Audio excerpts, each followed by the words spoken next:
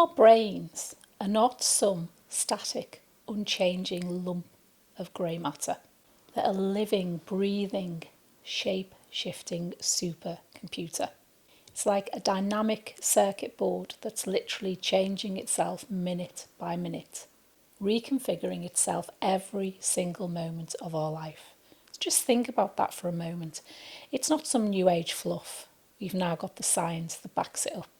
Neuroscientists at places like Harvard have been watching the brain in real time. They've been watching the brains of meditators changing over just 8 weeks, literally rewiring themselves.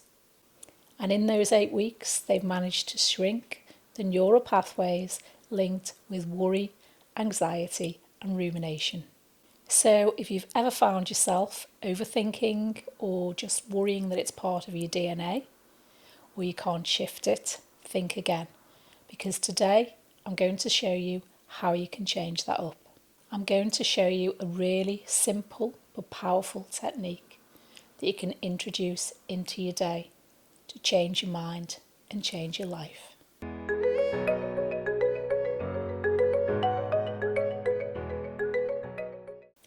Welcome to the Emotional Hustle. I'm Julie. And I'm Mike.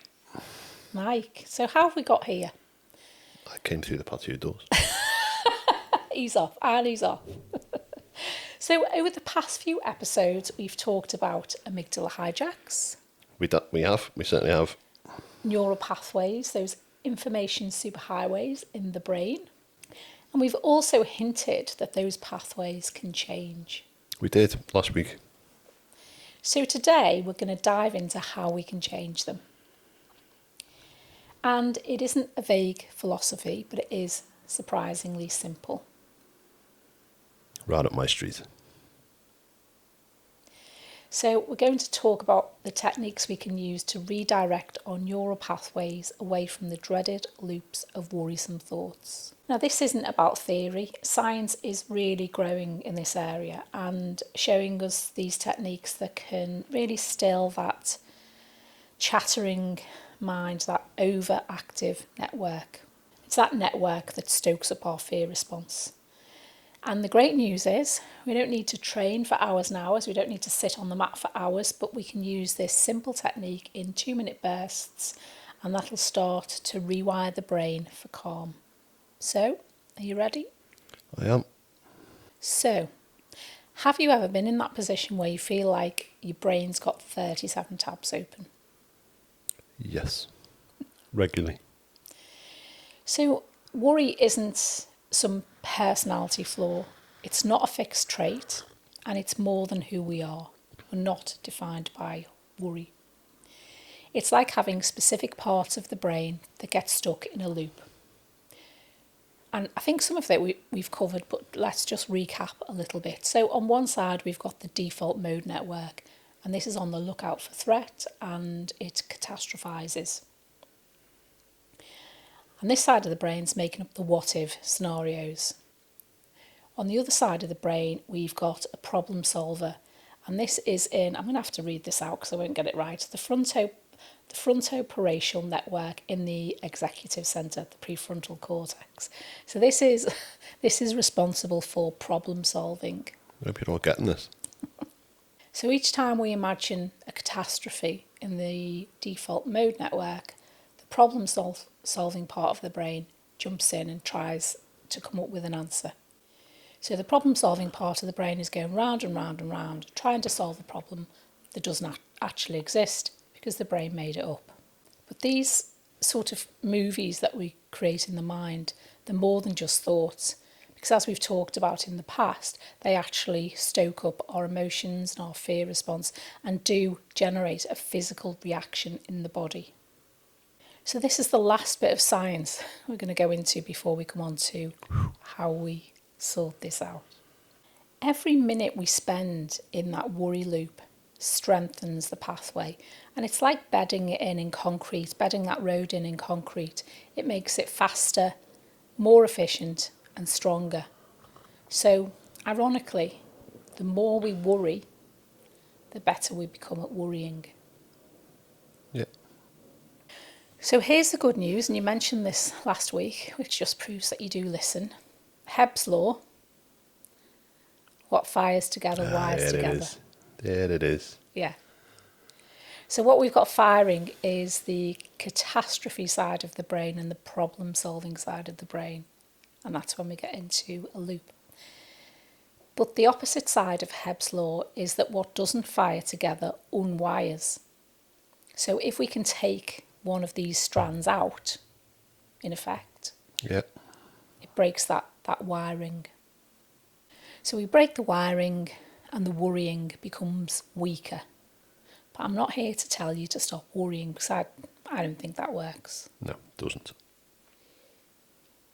What I'm going to do is teach you how to take a mental diversion. So we've talked about these routes in the brain. We've got a familiar route with worry, two things fired together. And what we're going to do is we're going to put a diversion sign in and go down a different route and build that route up instead. I'm just hoping it's not the same route that my Audi would send me, because Yeah, your Audi sat-nav just doesn't like you, does it? no, It's like, take this road that's, what, 1 metre wide? it's just about a car's width. Yeah.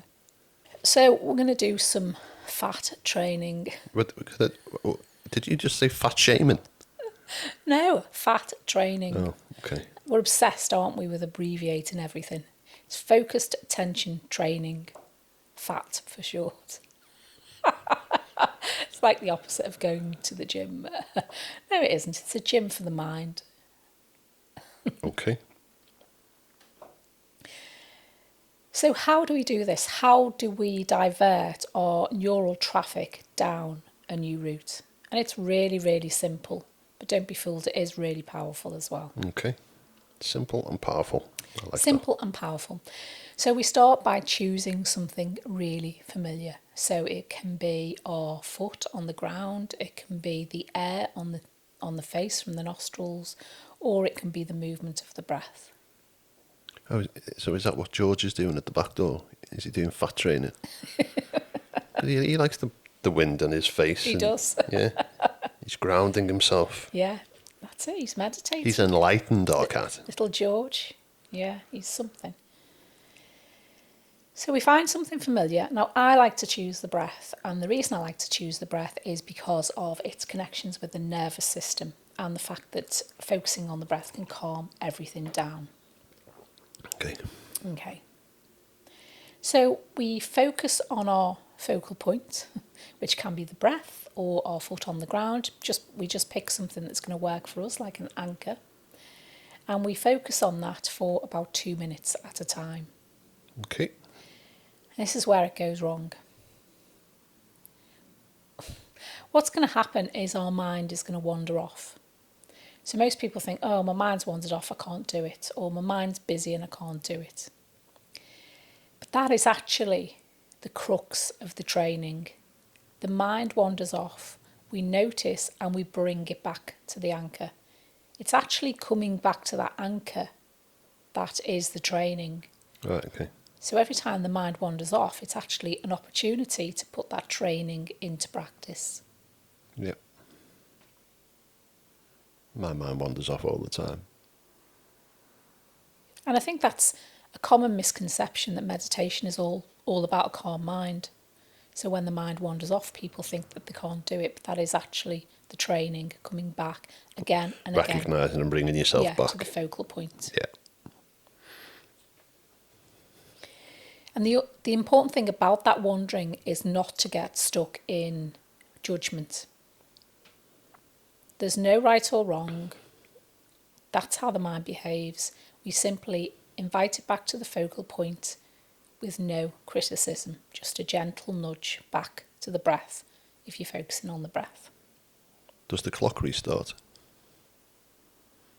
No, that's a really good question. The clock doesn't restart. You're there for 2 minutes and you just do your best in 2 So minutes. how many times you wander off, you just keep coming back and it's Yeah. just 2 minutes, right? Okay. Yeah, absolutely. There you go. 2 minutes. Yeah, you don't start again, otherwise... Well, Be there forever. Yeah, we'd never finish, yeah. So it sounds too simple to be effective, but actually something really fascinating is happening in the brain every time we do this. and it's called a neuromodulator. Of course it is. Yeah. So the neuromodulator is becoming more active, and the neuromodulator is linked to attention. So we're growing our attention. Okay. Earlier, we spoke about the default mode network firing with the executive part of the brain that problem solves. I'm not going to try and remember what that was called. No, don't. But now what's happening is the default mode network is firing with this attention setting. And the attention setting is bringing us back to safety and an anchor. So we're actually breaking those neural links and taking that diversion back to our attention. That's what's happening in the brain with these simple techniques. Okay. So the more we follow this new network, this diversion, the weaker the old network becomes, the worry road. It's not getting any traffic, it's not getting any exercise. It really is that simple. So I know over the past few episodes we've given people tips to handle stress and overwhelm. And one of the challenges around that is remembering and intercepting. And this training is actually strengthening that skill, that noticing skill. We notice that we're wandering off, we're getting hijacked, and we come back to the focal point. We notice, we come back, we notice, we come back. Now, this isn't just theory. Science now suggests that after about 80 repetitions, we will start to experience these significant shifts in the brain. So it's like installing a new software patch. That good, eh? Yeah, well, yeah. We're not altering our thoughts or suppressing them. We're just changing our relationship with them. Changing the settings. Changing the settings. So I think the next thing we should cover is how we make it easier to include these throughout the day. It would. Yeah. Because I'm very much, I won't, I like to meditate. I don't mind sitting and meditating. But I think for a lot of people who might find that a challenge, we need a way of just dropping this into the day so we can start these practices without them feeling like a chore and remembering to do them as well. Yep. Right up my alley. So we're back to Heb. What fires together, wires together. I got a t-shirt made of that.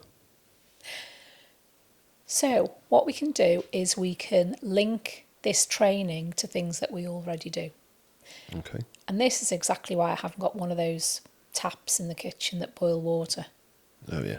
Because the number of little jobs that I get done when the kettle's boiling, that's the first thing. So if you put the kettle on in the morning and you're standing there waiting for it to boil, we can introduce this training, focusing on our anchor and just noticing when the mind wanders and coming back to that focal point. Okay. And we might get a couple of minutes in just waiting for the kettle. Sitting in traffic.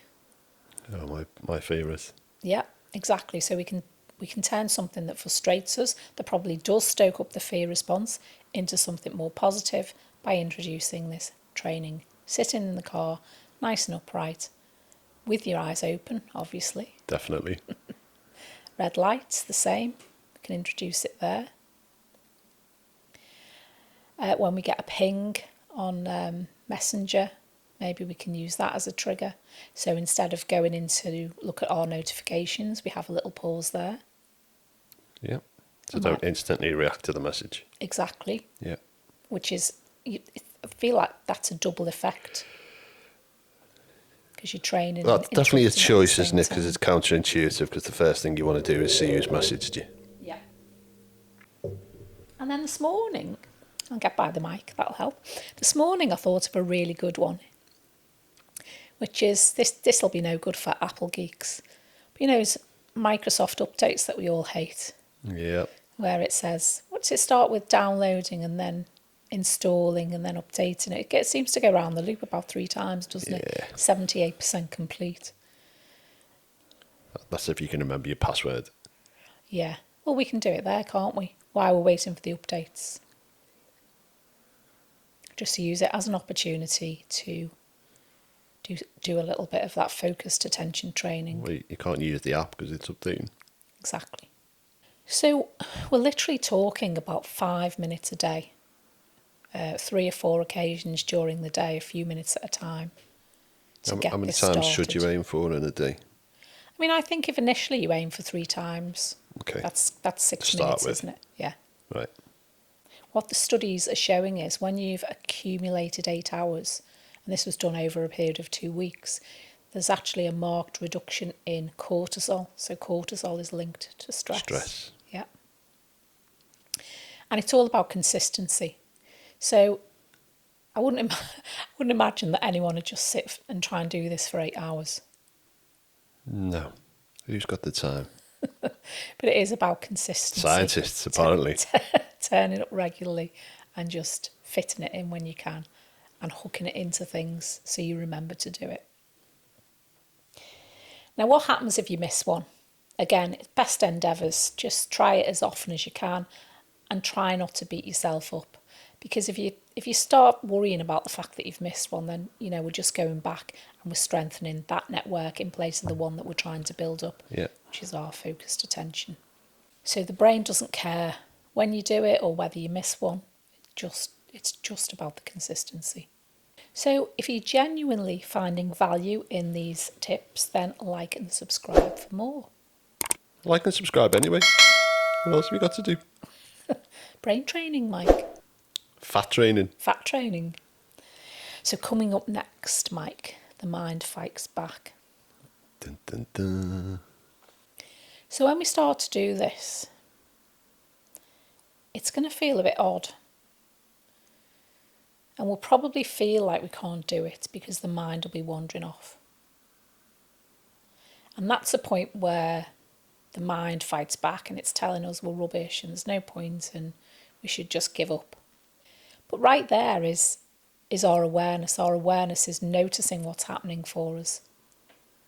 And that's the skill that we're continually trying to develop, that noticing skill. So really just stick with it.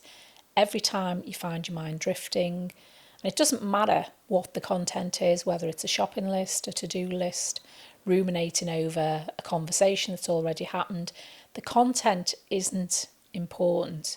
The point is that you've noticed your mind caught up in something and you can bring it back to that anchor. And that is what the training is all about. And every time you gently and patiently bring your mind back, that's another repetition, building that muscle. That's playing to my strengths, patience. That's what I thought. So you're doing that training in the prefrontal cortex, which is the executive part of the brain. So that distraction and that noticing is positive. So difficult at the beginning, and then once you get really good at it, you're going to start to get bored. Yeah. And that's a good sign because it shows that the brain is becoming familiar with what you're trying to do. Yeah. But then the temptation there is to get more distracted because you're bored. And it's a common hurdle. So what we need to do at that point is try and take that focused attention a little bit deeper. So if, for example, we're using the breath, we can look at the in-breath and the out-breath separately. We can begin to hone in on the pause at the bottom or the top of the breath.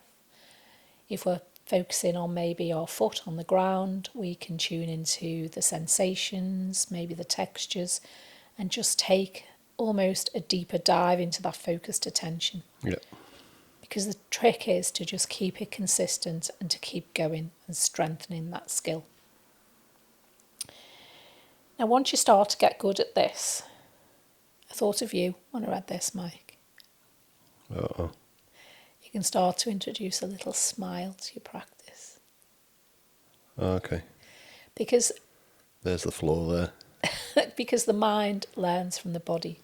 So when we smile, we're telling the brain that we're happy and we're really enjoying this practice. Okay. And why wouldn't we? Because it's absolutely life-changing. Very simple, but it is life-changing. It really is that profound. So the point is that it's all rooted in neuroplasticity. There it is again. The brain is shaped by our habits, and we can change them and shape them for the better. So just before we finish, I thought we could do a little recap. Always good. Okay. So worry doesn't need to be a life sentence that we put up with. Nope. And we can retrain our brain so it aligns with a sense of safety Yep. using that focal point. So we're aligning to safety and calm through focused attention training. Fat. Fact. What fires together, wires together. Like that. So our training and our safety becomes linked to the catastrophizing side of the brain. So it starts to route to safety rather than the problem-solving loop. Yep. Consistency is more important than hours. So just keep turning up and doing a little bit often. 2 minutes. And use that concept of firing together and wiring together to hook the practice in to something you already do, like stopping at the Boiling traffic the kettle, lights. yeah. Boiling the kettle, waiting for the Windows update. You could do it a couple of times during that. Yeah, That indeed. takes forever. The mind will wander, and that is pretty much the core of the practice. Yep.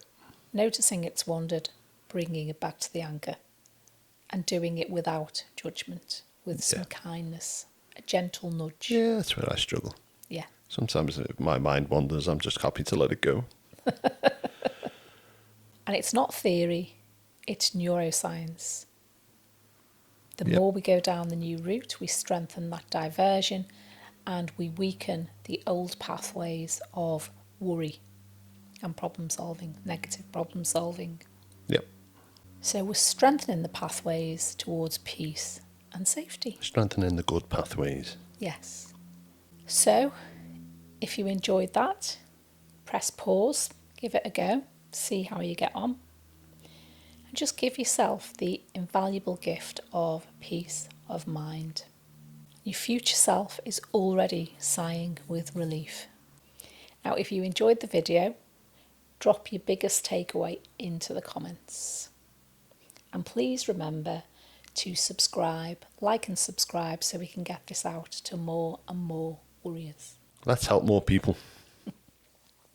That's all from me this week. Take care.